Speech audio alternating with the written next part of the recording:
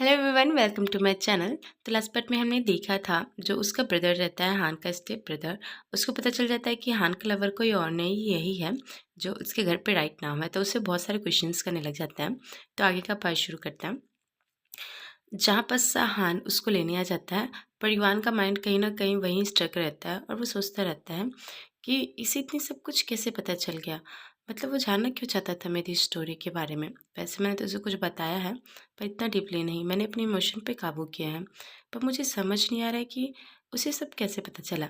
तो हमें कुछ घंटे जो पहले हुए थे उसके बारे में बताया जाता है, जहाँ पर जो उसका स्टेप ब्रदर रहता है वो पूछता है कि ओ मैं, मतलब तुम्हारे बॉयफ्रेंड को ये पता ही नहीं है राइट? और जब उसे पता चलेगा तो क्या होगा। यहाँ पर सिवान खुद शॉक हो जाता है और वो पूछता है क्या, यही कि यदि उसे फाइंड आउट कर लिया कि तुम्हारा ब्रेकअप इसलिए हुआ क्योंकि उसके फादर चाहते हैं, तो उस ओल्ड मैन को क्या होगा? क्या उसे छोड़ के चला जाएगा? बताओ ना मुझे। तो यहाँ पर उसको कुछ समझ नहीं आता रहता है। और जब वो लोग वहाँ से बिल्डिंग से निकलते रहते हैं, तभी युवान हांसू से पूछता है कि मुझे समझ नहीं आ रहा है कि ये सब उसे कैसे पता चल गया कि उसके फादर ने मुझे कहा था ब्रेकअप के लिए।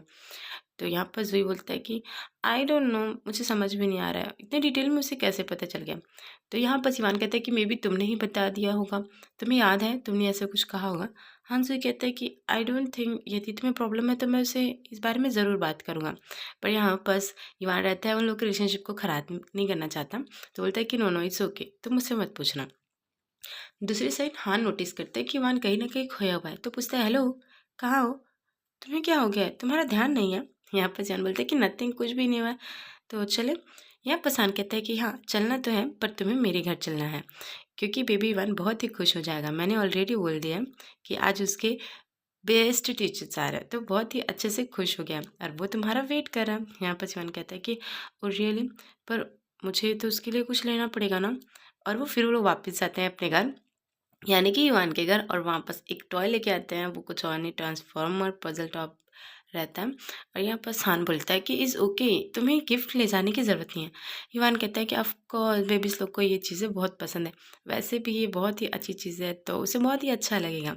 और उसे वो बहुत ही सॉफ्टली किस करके कहता है कि हम, तो तुम मुझे भी किस करो। यहाँ बस हाँ, उसकी ऐसी बातें को सुन के बहुत ही स्माइल करता रहता है और मन में सोचता है कि really my little lover, handsome, clean, well behave, good looking, almost same as a high school, बिल्कुल वैसा ही है। बट मुझे समझ नहीं आ रहा है कि गुआन न्यान, यानी कि यहाँ पर उसका नाम पता चलता है गुआन न्यान, यानी कि उसकी स्टेप ब्रदर को कैसे पता चल गया और उसका मतलब क्या था कि सॉन्ग फेंग नो, कि सब उसे पता है कि मेरा कोई लिटिल लवर है। नहीं, इस बार मैं उसे अपनी लाइफ के साथ बिल्कुल खेलने नहीं दूंगा। क्या वो मेरे पे मॉनिटर कर रहा है? और उसे बहुत ही सॉफ्टली किस करता है और वो मन में सोचता रहता है कि नहीं, इस बार ऐसा कुछ नहीं होगा। मैं बिल्कुल भी लियो फैमिली को पता चलने नहीं दूंगा कि युवान यहाँ है चाइना में। मैं उसे बिल्कुल नहीं खोना अफोर्ड कर सकता हूँ। यहाँ बस वो खोया रहता है और फिर युवान पूछता है कि व्हाट्स रॉन्ग विथ यू, तुम्हें क्या हो गया है? तुम्हारा ध्यान कहाँ है? और बोलता है कुछ नहीं कुछ नहीं।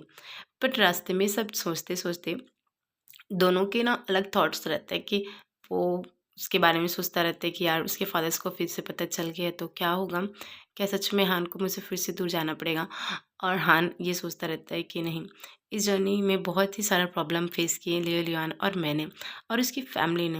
यदि इस बार कहीं लियो टिंग को पता चल गया तो वो बहुत ही गुस्सा हो जाएंगे।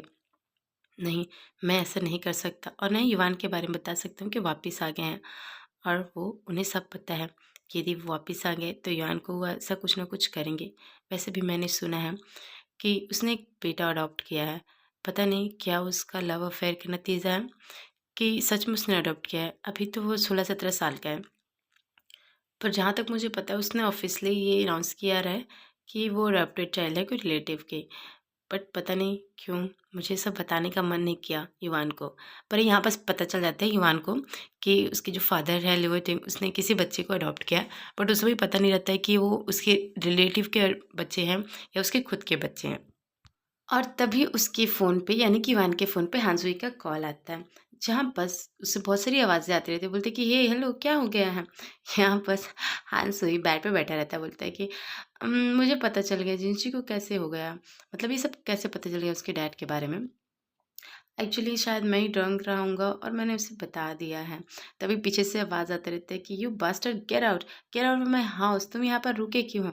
यहाँ पर सिवान बोलता है कि हे ओके, क्या तुम ठीक हो? ये आवाज़ें कैसे आ रही है? क्या तुमने कुछ ऐसा कुछ किया जिससे उसे हर्ट हुआ हो? यहाँ पर संजय बोलता है कि नहीं, ऐसा कुछ नहीं है।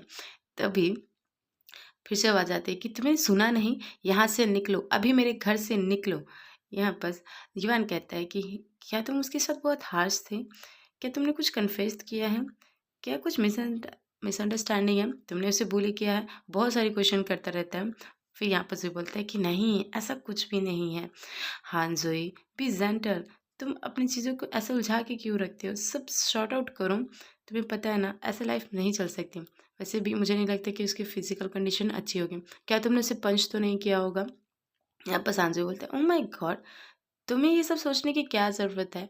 तो युआन कहता है कि मुझे लगता है कि मुझे पुलिस स्टेशन जाना पड़ेगा तुम्हारे लिए, तुम ऐसी हरकतें करते रहोगे तो। हांसू हंसते बोलता है कि ऑफ कोर्स तुम्हें आना तो पड़ेगा ही। यहाँ पर युआन डर जाता है, बोलते है रियली एग्जैक्टली तुमने ऐसा किया है? हांसू कहता है कि नहीं, बिल्कुल ऐसा नहीं, बस मैं उसके साथ नाइट स्पेंड किया। क्या? तुमने क्या किया? यहाँ पर हांसू कन्फर्म करता है कि मैं इंटेंशनली ये सब किया, मैंने उसे जानबूझ के अल्कोहल किया ताकि मैं उससे कुछ इंक्वायरी कर सकूँ, उनके बारे में इन्फॉर्मेशन लो। पर उसको ड्रंक करते-करते मैं खुद ड्रंक हो गया और ये सब हो गया। यहाँ पर शिवान बोलता है, रियली? तुमने उसे फ़ोर्स किया? तुम ऐसे कैसे कर सकती हो? यहाँ पर ज़ोई कहता है कि नहीं, ऐसा कुछ नहीं है, उसने भी मुझे रोका नहीं और जब वो ड्रंक था तो मैं भी तो ड्रंक था ना, उसे रोकना चाहिए था और उसे बुरा लग रहा है कि वो किसी मेन के साथ स्लिप किया है, इसीलिए वो बहुत ही गुस्सा है, बट मुझे उसे मनाना पड़ेगा, ठीक है? युवान कहता है कि पर उसको रिफ्यूज़ करने का टाइम ही नहीं मिला होगा, मे बी उसके पास स्ट्रेंथ होगा, तुम ऐसे कैसे कर सकते हो? तुम्हें ऐसा बिल्कुल नहीं करना चाहिए। यहाँ पर साजय बोलता है कि ये तुम मेरे फ्रेंड हो या उसके, तुम ऐसे कैसे कर सकते हो? मैंने कहा ना, मैं ये सब हैंडल कर लूँगा। यहाँ पर सिवान कहता है कि ओके, ओके, मुझे तुम्हारे बारे में कुछ नहीं जानना है, नहीं उसके बारे में। ठीक है। तो तुम जो भी करना चाहते हो अच्छे से करो। यहाँ पर सांझवी बोलता है कि हाँ, मुझे पता है, मैं उसका केयर करूँगा, मैं उससे अपोलॉजिज़ करूँगा और जो भी बातें हैं मैं उसे क्लियर करूँगा। मुझे पता है मैंने ऐसे उसे कुछ हर्ट तो किया है, बट इट्स ओके, तुम्हें पुलिस स्टेशन आने की ज़रूरत नहीं पड़ेगी, इतना तो श्योर है। यहाँ पर वो फ़ोन कट कर देता है। हान कहता है कि अब क्या हुआ, तुम रास्ते भर से ऑफ थे, अब फिर से ऑफ हो गया। यहाँ पास मन में सोचता रहता है कि मैं कैसे एक्सप्लेन करूँ हान को कि अंकल के बारे में, कहीं उसे पता चल गया तो नहीं, हान फिर से हर्ट हो सकता है और मे बी अंकल हम लोग को फिर से अलग करने की कोशिश करेंगे। और वो कहता है कि नहीं नहीं, वो मेरे फ्रेंड का कॉल है, एयरपोर्ट में मिले थे लास्ट टाइम, हान हुई राइट? फिर विमान पूछता है तो तुम क्या सच में बिजी रहोगे इस वीकेंड? हान कहता है कि नो, यदि तुम चाहो तो मैं बिजी बिल्कुल नहीं रह सकता। यहाँ पर सिवान कहते हैं तो ठीक है, हम लोग प्लान करते हैं। फैंगजाओ उसका स्कूल का क्लासमेट है और एज अ बेस्ट फ्रेंड भी है, तो बोलता है कि हम उससे मिलेंगे और हॉट पॉट खाएंगे, कितना मज़ा आएगा ना। और इन दो यहाँ पर ना हान बहुत ही एंग्री रहता है, एज अ जेलस फीलिंग, और बोलता है कि रियली तुम्हें सच में उससे मिला, एज अ इनर थॉट रहता है। यहाँ पर इवान बहुत ही खुश रहता है कि वाह हम लोग बहुत टाइम बाद मिलेंगे, और बहुत ही गुस्सा होता रहता है कि क्या उसे मिलना है, उससे बातें करना है, फिर ड्रंक होना है क्या? और वो बोलता है कि नहीं, वो ऑलरेडी मैरिड है। और फिर युवान सडनली सोच लग जाती है कि हाँ, उसकी वाइफ है तो वो उसके साथ रहेगा, और वो कहता है कि राइट, फैंग जाओ शादीशुदा है, वो भी थैंक यू से, कितनी अच्छी बात है ना, मुझे तो बिलीव नहीं होता लोग शादीशुदा हैं। तो ठीक है, वो उसके साथ रहेगा और मैं तुम्हारे साथ रहूँगा। हाँ, क्या तुम मेरे साथ रहना पसंद करोगे? और वो उसके हाथ को होल्ड कर लेता है। यहाँ पर शांत तो ऑब्वियसली खुश होगा, तो खुश बोलते हैं कि हाँ, तुम्हें अच्छा लगे तो क्या हम दोनों भी शादी कर सकते हैं? यहाँ बस वो इतना शॉक हो जाता है वो बातें सुन के, क्या शादी? क्या वो मुझसे सच में शादी करना चाहता है? पर वो इतना काम डाउनली कैसे होके बोल सकता है?